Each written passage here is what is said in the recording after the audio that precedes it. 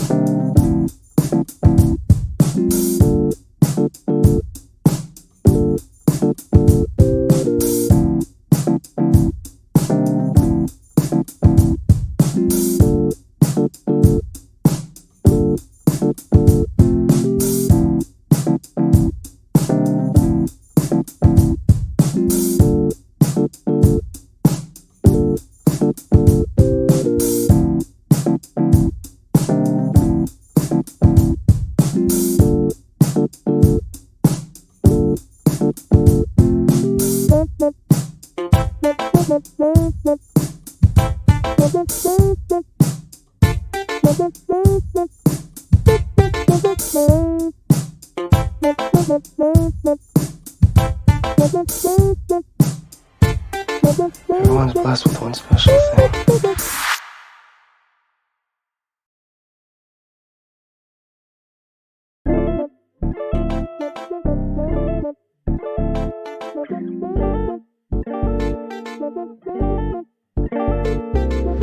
Welcome, everybody, to another episode of Voices of The Omniverse. Today, we have a very special guest, Justin Ciuzio, better known as 97 Pta. Justin is a director, editor, producer, and recording artist whose work blends nostalgia with raw storytelling. From self-directed music videos to immersive soundscapes, he pushes the boundaries of independent artistry with a deep respect for the culture that fuels him. In this interview, we explore his creative process, inspirations, and vision.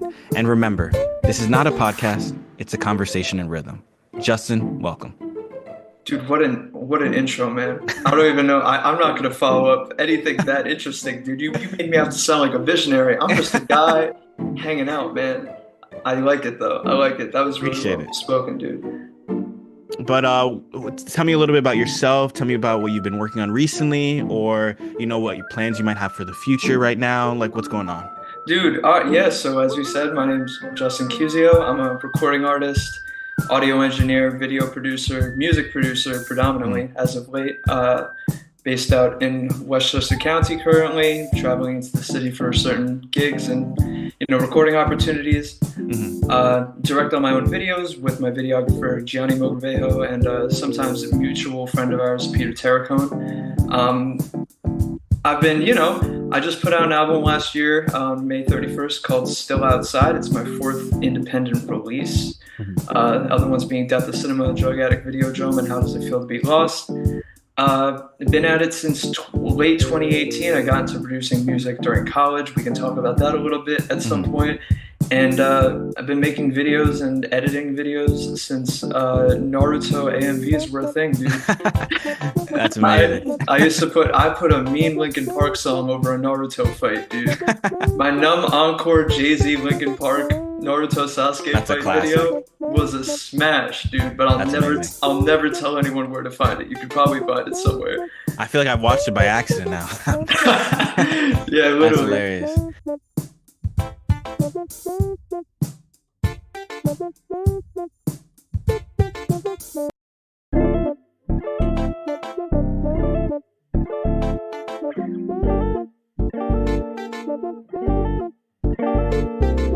As an independent artist, musician, and filmmaker, how do you navigate the balance between creative integrity and the need for visibility in an industry driven by algorithms and trends? That's a great question. I mean, I feel as if, I'll start, when I was first starting off in late 2018, early 2019, a lot of it was just, I had some experience working with bands and working in groups of, creating music, doing performances, and having to rely on other people. Not that collaborative effort is not a good thing. I was just talking about this with my friend DJ. But sometimes working in a collaborative effort and scheduling when to meet people and do all this stuff was kind of starting to get strenuous. So in college, we had a MIDI in music. I went to a Manhattanville, I think it's Manhattanville University now, but Manhattanville College, Harrison, New York, just outside of White Plains.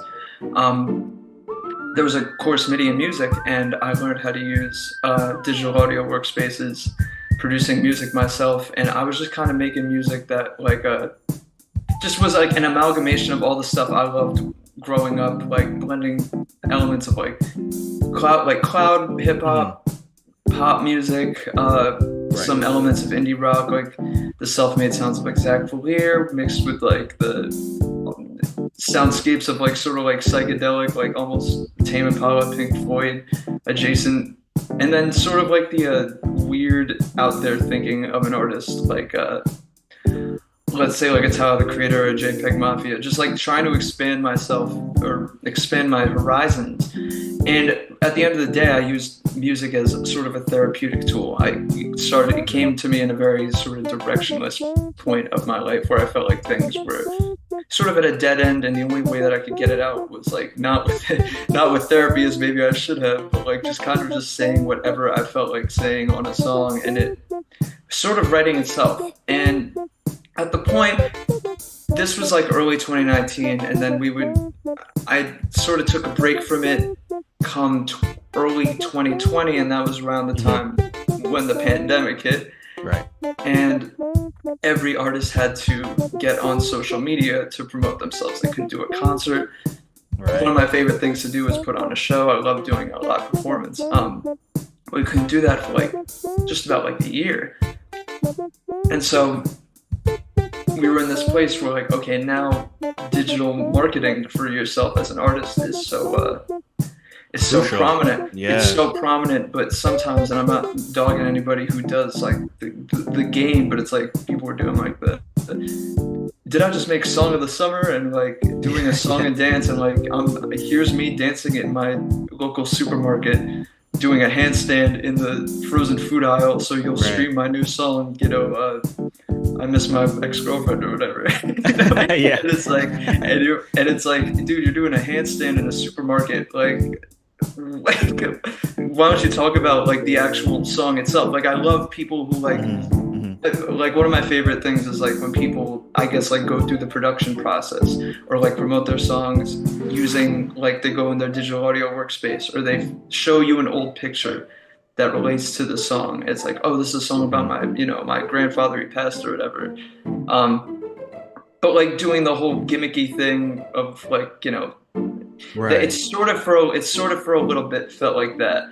And now recently in this day and age of, especially super recently with the whole, Drake Kendrick thing, and Kendrick sort of like taking the artistry stance. Like, I don't think he's a bad artist by any means. I see a lot of people saying he was never good, which I don't necessarily agree with. But there was this whole thing of like artistry prevailing over, engagement, or like flooding your album with 25 songs. So now it's like 12, 14, 15 tracks, cohesive projects. That was always what I've loved about making music. And so now it sort of feels like we're in a hopeful space of just like making the art you want to make and being sincere. Like, artistry is back at the forefront, which I very much like. Definitely agree. And that was definitely something that at certain points, like 2020, 2021, almost even into 2022, I was just like, damn, it's like I'm making this like very sincere music with definitely pop accessibility and and sort of like a worldliness, and people do gravitate towards it. But like, do I got to get like on some like Dua Lipa beats for this to be really be heard? Because I can't keep chopping soul samples. You know what I mean? Like, there's like, I don't know. At a certain point when it comes to being an independent artist, like I feel like it's always been like, I'm gonna just make the music that I want to make, and if you like it, you like it. You don't. Like, I've come to a point where I'm content with like whatever happens with it, because I have things in my life that mean something outside of like just like my art needs to be seen, or my life is meaningless. You know what I mean? Like, I'm put on this planet to make music, and that's it. It's like, dude, there are other aspirations to have. There's so much life to live. You know what I mean? There's multiple facets of it. Absolutely.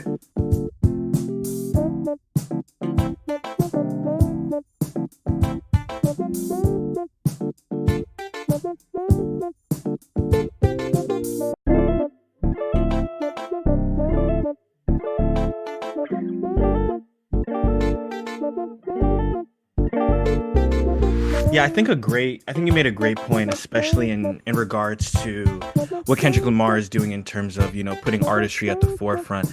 A name that comes to mind when thinking about this is Doechii, and how I have been absolutely amazed by everything she's been doing, from just basically the music by itself. What really caught my eye in the beginning was the music video she was doing, and just it felt honest in a weird way. Obviously it's being recorded, everything's, let's do it at this specific venue, this set, or let's have these people in it. And obviously there's a choreography that goes into everything and Absolutely. when you're creating, but at the same time she was still able to maintain her honesty through all of it.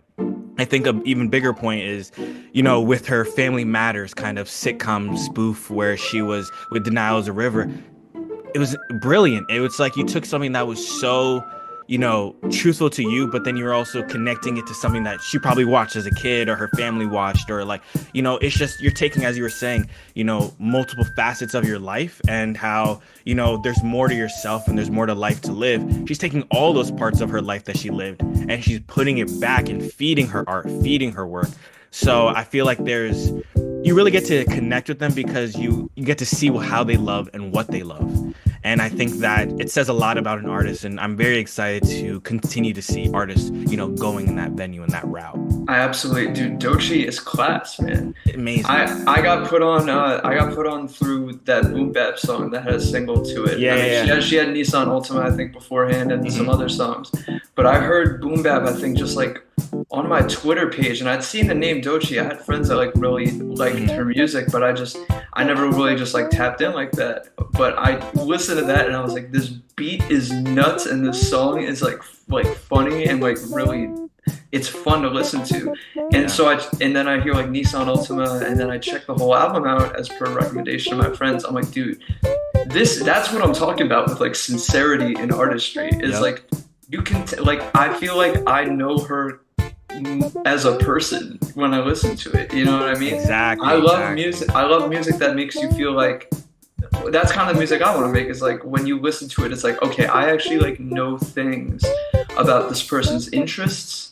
I know some of what they've been through and I can relate to their experience, but like I think that character in music was such a dying art form for a little bit. Like people just sort of did what was, and I don't mean this in a condescending way, like fit the mold almost. Yeah, they fit inside the mold of like an idea rather than crafting another idea. Not to say that was the case for every single artist. I mean, you got these guys like Jordy Griep, who's like I can't even explain it. He's like this guy who used to be in this band Black Midi, and I listen to like music that comes out in the pop space and like the sort of like independent alternative space. But then I hear music like that guy makes, and I'm like, dude, I need to step it all the way up. Because if there's somebody that brilliant walking this planet, I'm not doing good, dude. I'm not, I gotta get better, dude. You know what I mean?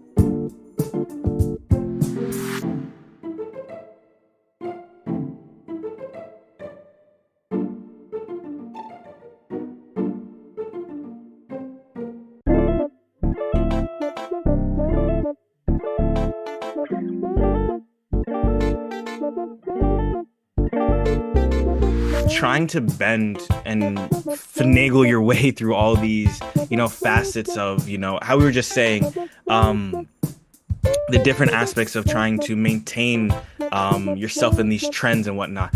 I feel like something that I've noticed and try to stay away from in terms of what I'm consuming is I call them like templates. A lot of artists are following these certain templates, these get rich quick kind of schemes where it's like, if I do this type of type beat, if I rap like this, if I sound like this, if I market my work in this fashion, I can follow the same trajectory as XYZ person. And while that's valid, that makes sense, and you're following into a certain genre, I think it's much easier to lose yourself when you start beginning that type of process, because you might go into it saying, I like this music and so I want to make music like it. But that idea, I feel like, should still be more of an inspiration rather than, the dictation of what you're doing. Yeah, go ahead. I think I agree with that to some extent, but I also think that there's an art in injecting your character into a sound like that. Like you can make a song that sounds like it sounds like a Yeet type beat or like a Cash Cobain type beat or whatever drum and bass sound, whatever sound that you like or whatever. But it's all about really how you make it indistinguishable from another thing, because like the end goal when you like make a song that sounds or is inspired by another song, at least sometimes what I think about is like, all right, so if this song is my inspiration or reference for the song, like I want to be able to, like, if you were to play this song on a Spotify playlist, and like let's say I had a song 5 a.m. and Austin on on my last project, Still Outside. I was like, I want to be able to listen to True Romance by Pink Panthers, and then 5 a.m. and Austin fit right below it, and it not feel like bizarre. You know what I mean? Like, Yeah. You want it to be sort of adjacent, but not like a carbon copy. Because that song did not end up sounding like the Pink Panthers song, but it sort of fits the idea while still maintaining my artistic integrity, which I hate saying artistic integrity, but like there's no other way to like say it. I have plenty of songs. I mean, it's funny that we're talking about this because I definitely have, in many of my songs, sort of looked at another song or an artist and just sort of been like, I kind of want to do this thing, but it was in no way like an attempt to cash grab or in a way to like blow up or like, you know, make like a Jersey Club sound and beat or like a, you know, like a plug and beat type beat. And it was never because like, oh, if I do this, I'm going to get up. It's just because I like the sound and I want to try something, you know? Like you got people like, you know, Brian Wilson from the Beach Boys, like I think he heard like the album Revolver by the Beatles and he was like, I need to make an album. We're never going to make an album better than this album, but we're going to try. And then they make Pet Sounds, which is like the most acclaimed Beach Boys project. Like just the fact that he heard that and was like, we got to make something that, I don't know if we're going to be this good, but we got to try. It's how to be inspired.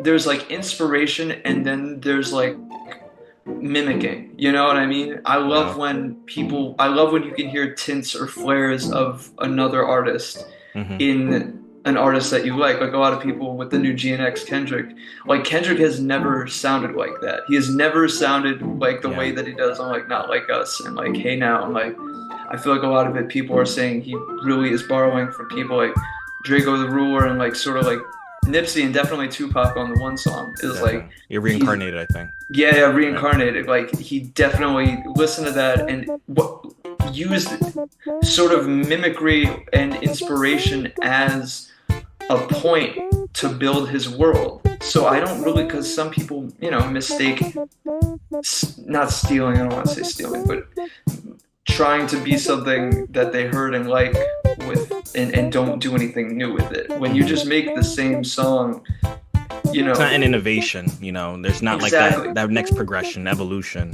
kind of idea. How do you innovate it and like insert a part of yourself into it to where it feels organic? Like I'm not listening to the same person every song, you know what I mean? If that was the case, I'd just go listen to them. That's exactly it. Yeah, that, you know, I've thoughts about that, but I've thoughts about artists that like thrive off sounding like other people as like a nostalgia thing. If they make that and it makes them feel great, like that's awesome. But like at the same time, it's like, why wouldn't I just listen to the main artist that you're like borrowing from so heavily? You know what I mean?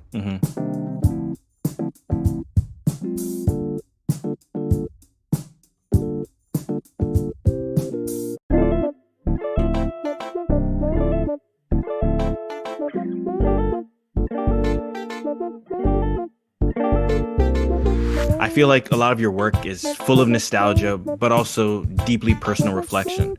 What do you think nostalgia does for an artist? Does it push us forward, or does it keep us stuck in the past? Yeah, that's a great way to put it. I think that it depends, and I'm going to keep answering every question with it depends how you go about it, because there's nothing so black and white about like it's good or it's bad. I think or like it keeps you back or it keeps you pushing forward. I think that when I like make certain beats or I make certain songs, I look in my past not from like the music that I listened to, but like the environments that I grew up in and like the video games that I played. Like some of my synth sounds on my early work were just because like I liked the Mario 64 synth sounds. And like it made me feel like a child again. Like it made me like fills me with like this dreamy sort of like whimsical like nature, but at the same time brought together or like intertwined with such like kind of weirdly demoralizing lyrics and like stories that I would tell, especially on an album of mine, Drug Addict Videodrome, like it was all about nostalgia and like utilizing soul samples and really looking at artists like Danger Mouse and Kanye and like Jay Dilla. Like those were like huge for my production process.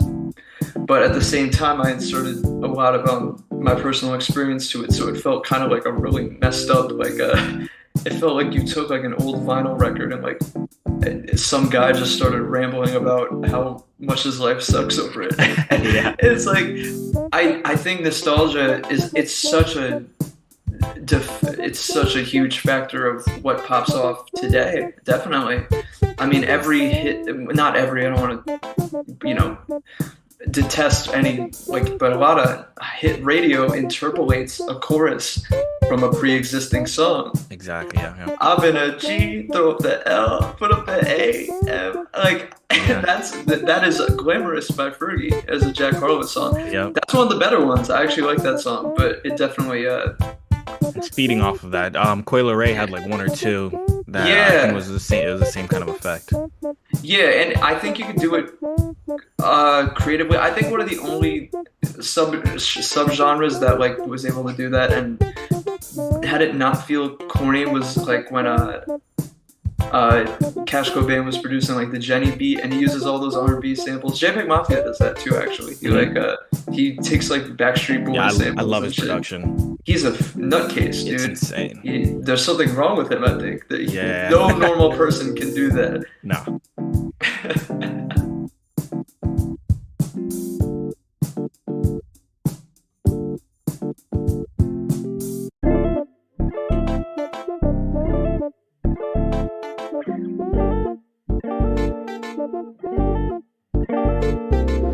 Your latest project as well feels like a cinematic experience as much as it is an album.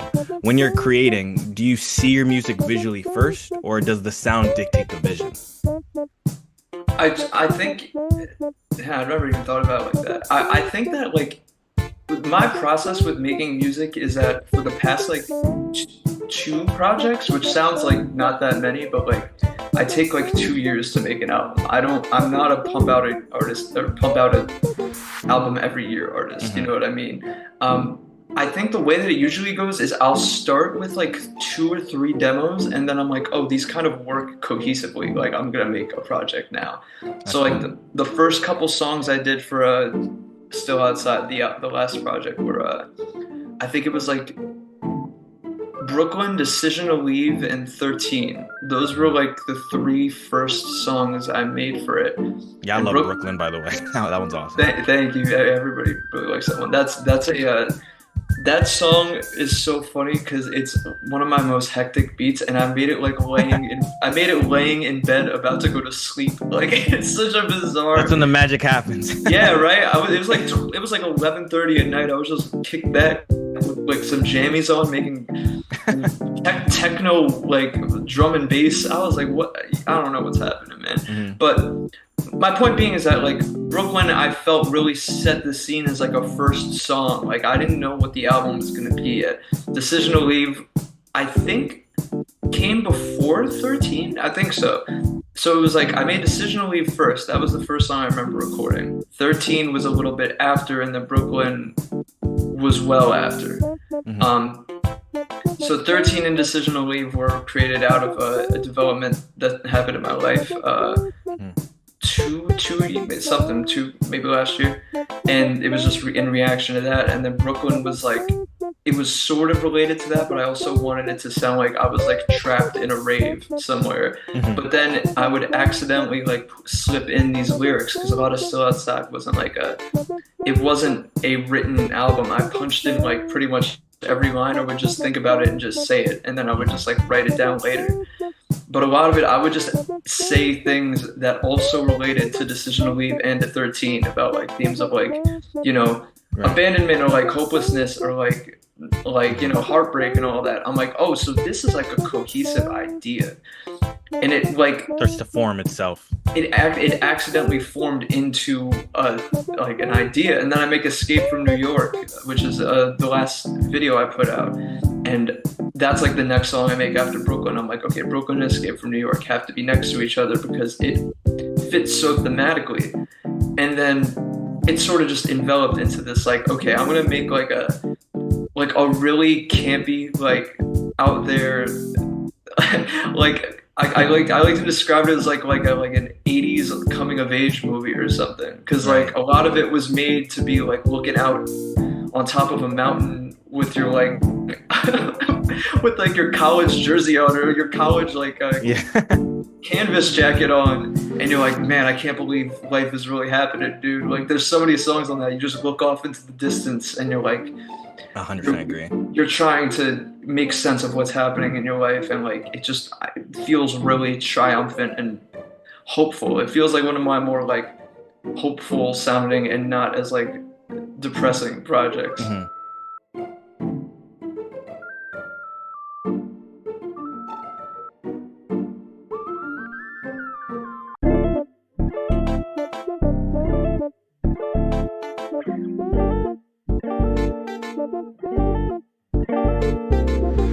You've mentioned struggling through dark times while making some of your best work. Do you think that pain sharpens creativity, or is it just a myth that we tell ourselves? It's so funny because I will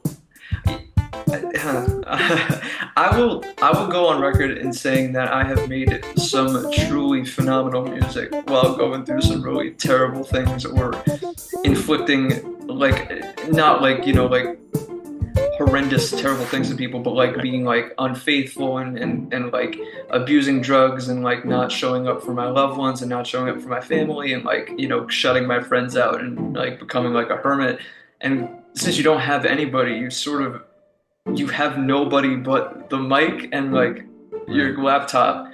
So I would just make all these strange, like what I thought was like an avant-garde thing during How Does It Feel to Be Lost was like, I thought it was like sort of a statement on like contemporary music, and like I was making a lot of plug and B, and it was the first project that I made that like leaned into like 808s and like, you know, like what's it, like the chop snare and like all the like the shit you find on like Reddit drum kits or whatever. Like the it was like one of the first projects of mine that sounded like it was like fully fleshed out as an idea, but it really was the product of me feeling lost. And I don't think that artists should put themselves in a situation where they will be of harm to themselves or other people if they feel like it will fuel their art, because at the end of the day, I don't suggest it for artists who aren't signed to a label and world touring, dude.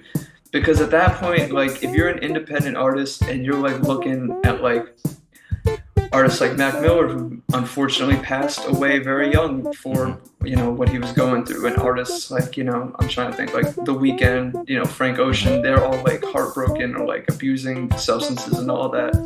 And people will look at that and be like, damn, like they make some good stuff off of. Right, like, do I need to do that? But dude, you're like an artist with like, you know, 100 monthly listeners and like 2,000 Instagram followers. Like, no offense, I'm not saying your art is not valid, but like, dude, you're destroying yourself for like quite literally not a valid audience. Like, you're not The Weeknd, bro. Right, exactly. You're not doing this on like a huge stage where like people are like connecting your movement. Like, oh my God, he's doing drugs and going into the desert, and like this is like that scene in Paris, Texas by Wim Wenders. It's like nobody cares about you that much, unfortunately. And I'm always saying that because like I have what's the word, romanticized my struggle and thought that people saw what I was doing to myself as like some sort of like artistic expression, which it did. People did see it and they got it, but they were also like, dude, you like, I'm worried about you, man.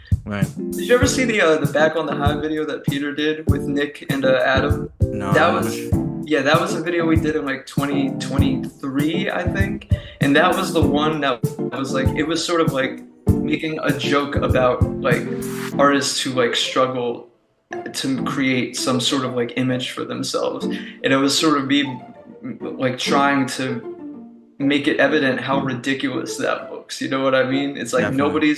nobody's really paying attention, and you can't create music because you have a dependency issue and you're surrounding yourselves in spaces that are harmful to your character in order to fuel a thing that you don't make any money off of.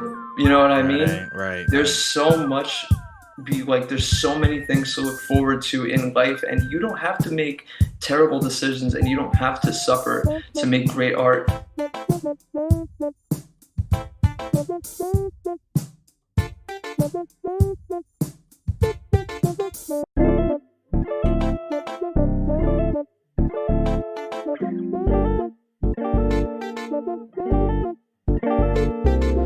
Your visuals feel like they have a seamless blend of nostalgia and modern storytelling. When you're editing, what's the hardest part about balancing raw emotions with a polished execution? I think the hardest part of editing is balancing that 4K video quality, dude. My computer doesn't know what to do with all that. I don't think I've ever edited a video with Gianni or Peter where I saw what I was editing in perfect crisp motion. I would see tidbits of. Yeah. But anyway, that's not what you asked. The actual hardest part of editing is whenever I have a video idea or even a skit idea, like the beginning of 13 or the Anthony Fantano parody or whatever. I always I know what it looks like in my brain before I make it, and it sounds it sounds sort of pretentious, but I literally just see the idea. I can see the first shot, I can see the second shot, I can see how it gets to the climax. I see pretty much everything. Excuse me. So the hardest thing for me is not even really in the post-production room. Mm-hmm. It's on the field when I'm with Gia or when I'm with Peter and we're making this video. Sometimes there are shots that are not practical. They don't make in my brain it will work, but in reality it does not work. So I'm okay, how do we get around this? So for example, I'm trying to think of a quick one off the top. There was the sequence in Escape from New York, this it's a guy in a simulation chamber, and he's going into the dream state. And I wanted it to be electricity flying out of my hands and in my head and stuff. But I'm dude, I don't even know if my computer can run. Imagine it starts sounding like an old PS3. Nah, for real, it sounds like when your Sony Dreamcast starts up or something. It sounds like the world's about to explode. But so I was dude, I don't know if my computer can literally handle throwing After Effects on this. So I just started playing with the blend effects, the opacity blend effects, and throwing flashes of light, and it was just as effective. You know what I mean? It worked out, and I had to work around what was practical and still was okay with it, even if it wasn't initially in what I was envisioning for it. You know what I mean? Right. Yeah, you almost have to just, work with the equipment that you have in your toolbox, That's exactly right. As soon as we continue to move forward and start making a little more money, start having a laptop that can handle a 4K or PC or whatnot, then I could do it. But not everyone got a MCU, budget to be making these type of things. Could you imagine? I don't know what I would do with MCU money, man. Imagine, oh my God. I'm gonna put Hulk in everything. That's just for the hell of it. Dude, I would get Edward Norton as the original Hulk, and I would just have him be in the background of every single video.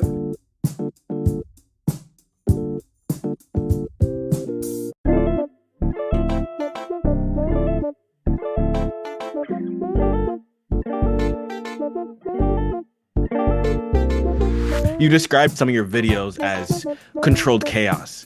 How do you know when a scene or a song has reached that perfect level of imperfection?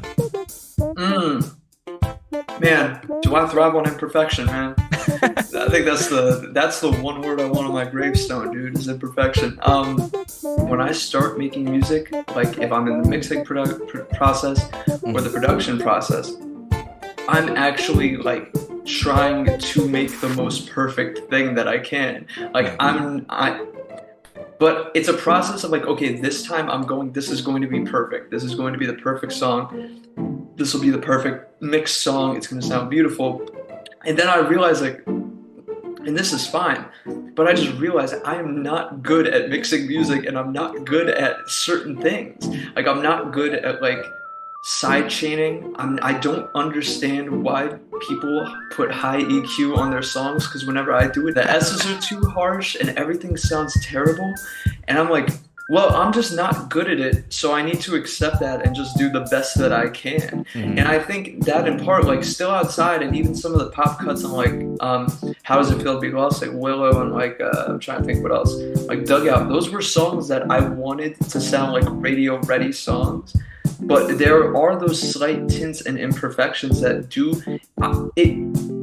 I should strive to sound like a guy who's in his room making music, but instead I like strive to sound like I was in like Electric Lady Studios, but I'm just not good at it. So I accidentally sound like, and it's funny that people say this, is like I sound like a kid or like a guy that like has huge aspirations of stardom from his bedroom, because I try to make these grandiose like soundscapes, like people compare to like, you know, like Justin Timberlake approach or like the Weeknd approach and all that. Like I try to make these grandiose things, but I'm confined to 2 speakers with no subwoofer and FL Studio, dude. Like, you know what I mean?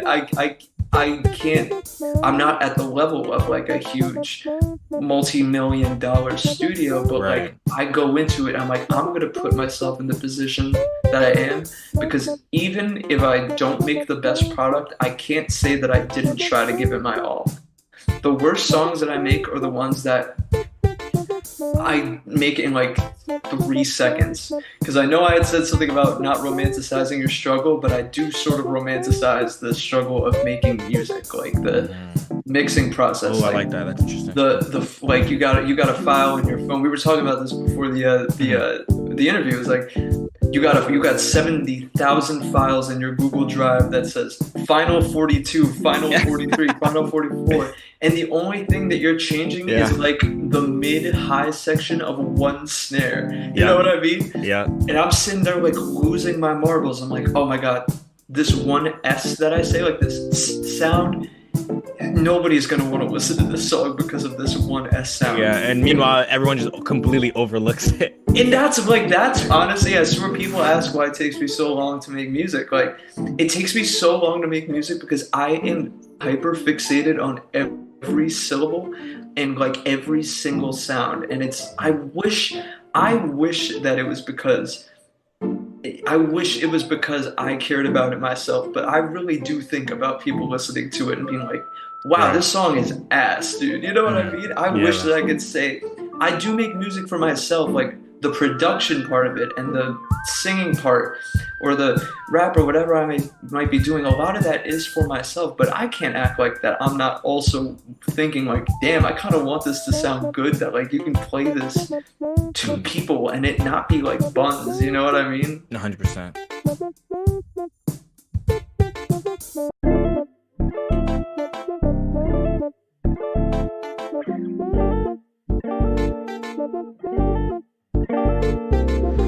You've performed at breweries, house shows, and different venues.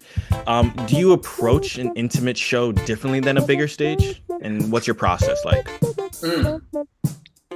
Yeah, I think by design, I mean, I try to give every show my all. I will go into it thinking a sort of way, but then once I get up on stage, unless I'm doing something specifically different, like I'm like I used to do all this dramatic stuff where like if something bad happened in my life, I would go up and wear a ski mask because I'm scared to show my real face, man. It's like, oh, in hindsight, I'm like kind of regretful of like that, but like now I just go into the show and like if we're doing the Delancey, I'll be like, okay, this is the Delancey, I'm extremely nervous.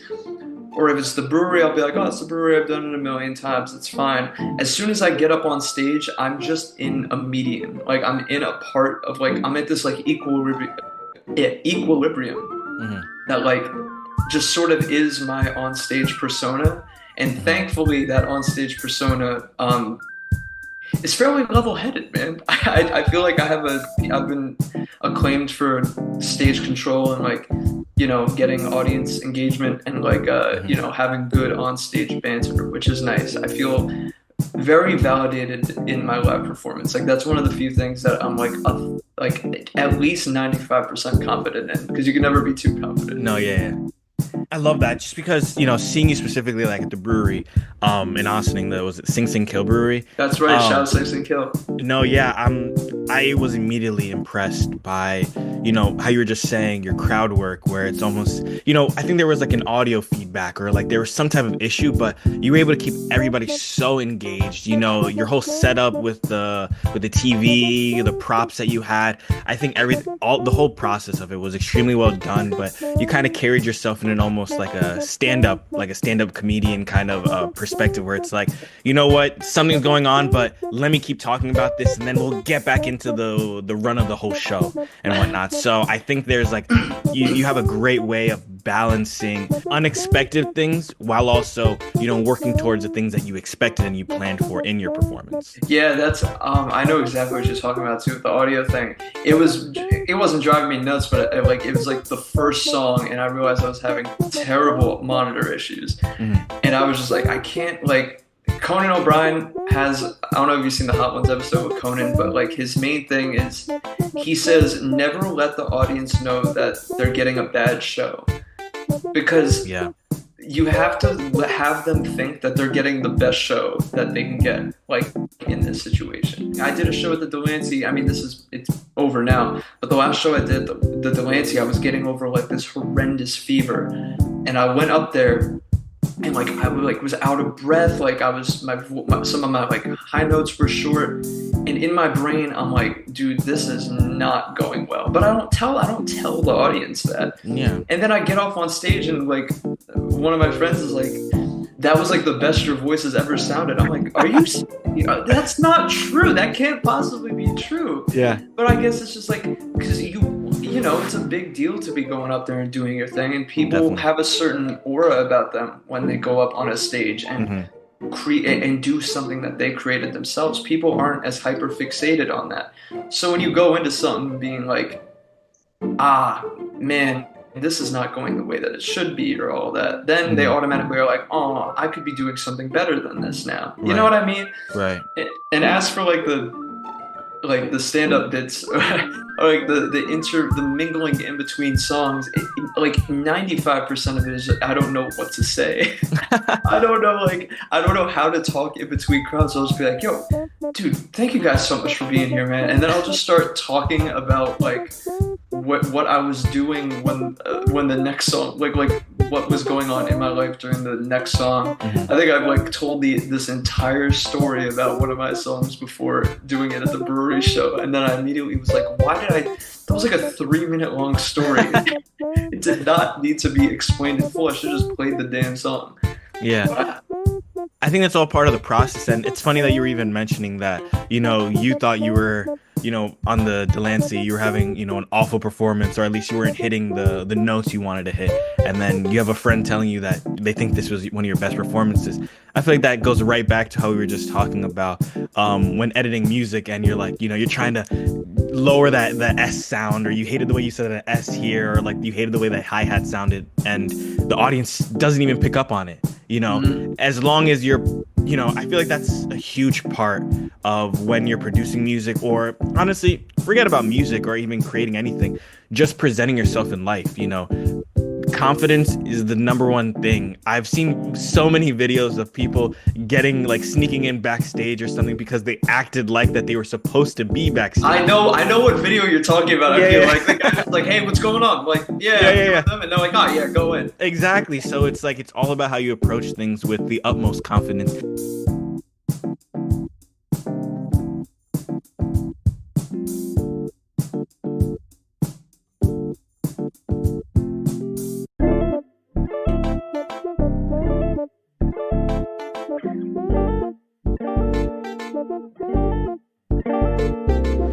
What do you think artists and filmmakers need to do differently to make an impact in today's digital landscape? Man, I think that, well, especially for film, I think that directors should do nothing different, because all the stuff that actually has cinematic integrity and like actually stands like it is good as if it was just a show on television, or it's good as if it was just a movie released in theater. They didn't go into it thinking like, oh, we need to explain. Like, there's that whole law they're posing with like Netflix is going to write television shows where they announce what they're doing. Oh my God, yeah, I saw that. Yeah. It's like you walk into a room. It's like, boy, I just walked into this room and I'm so angry right now, as you can tell by my face. It's like, that's ridiculous. So robotic, yeah. But on the other hand, there's shows like Squid Game. I love the first season. I haven't seen the second one yet. Mm-hmm. The first season of Squid Game is so good because it just is a great piece of media, and it doesn't feel like it was designed for the streaming age. Whereas something like a romantic comedy, I don't want to throw names out there because I actually like them so bad that they're good movies. But like, there's like the Kissing Booth, you know what I mean? Where it's like by the second or third one, they just know that it was designed to be played in the background of like, right, while you're on your phone. Yeah, while you're on your going on, or you're Netflix and chilling or whatever. Yeah. You know what I mean? I swear, like, there's like so many good things that have come out in like the streaming age.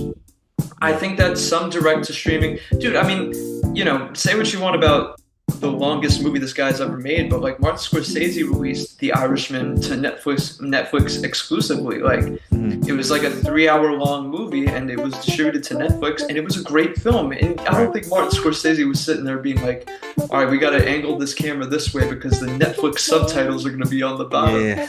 I feel like the point I'm trying to get in my very long-winded comparison is don't sacrifice like what made you fall in love with the thing that you're doing in order to appease an ever-changing algorithm. Because at the end of the day, the algorithm isn't your friend. You can trigger it through marketing. You can trigger it through Facebook campaigns. You can trigger it through whatever it may be. Just like I've seen stuff like, like I made a beat in the DMV and it has like 60,000 video views, but it's not like the guy made that and was like, oh, this is gonna set something off. Like there's a YouTube channel I really like, Hive Mind. These two guys, Riley and Braden, they just do like funny YouTube content about like music and sports and all that. And it just so happened that some video they were making that was totally in line with what they were doing before, it just so happened to trigger the algorithm. Yeah. You know what I mean?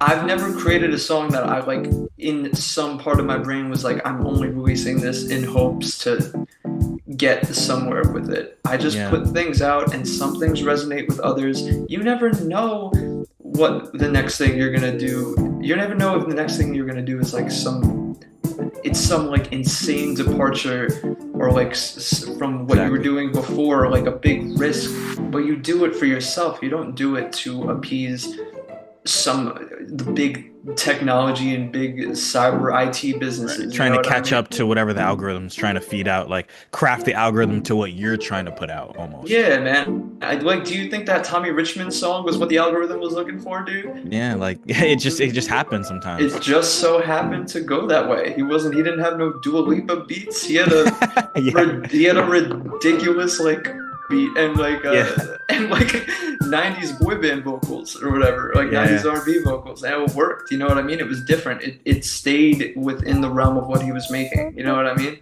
Definitely staying true and staying honest to it.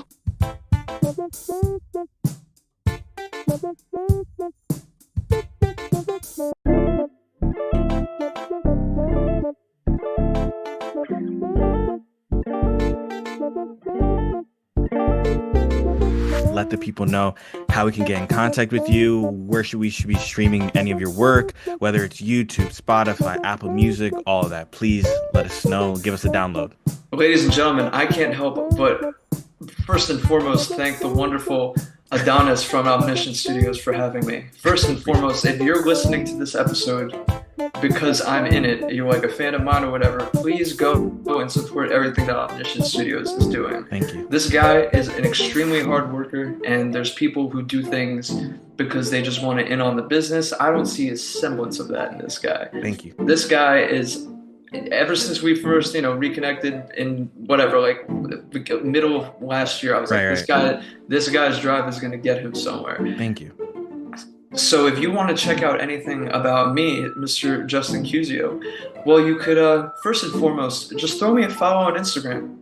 At 97, like the numbers PTA, like 97 PTA. PTA stands for Paul Thomas Anderson. The 97 is for the 1997 film Boogie Nights by Paul Thomas Anderson, which was the movie that got me into cinema and music. Anyway, that has nothing to do with contacting me. I just felt like, I should explain that a little bit. No, definitely. All of my music is on all streaming services.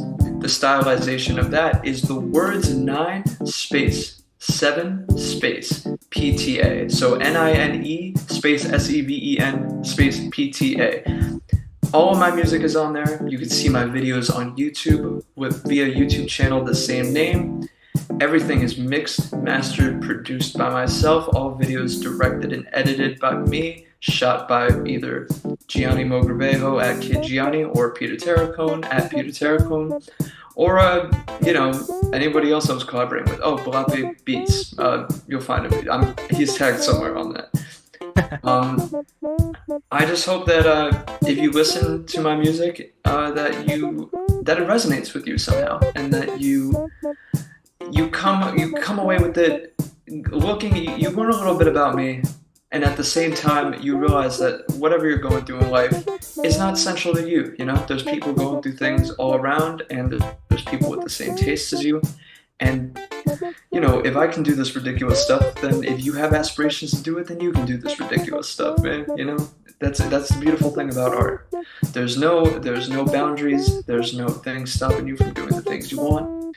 Just do what makes you happy. And if it doesn't make you happy, take a break from it, come back to it, and you might have a better appreciation for it.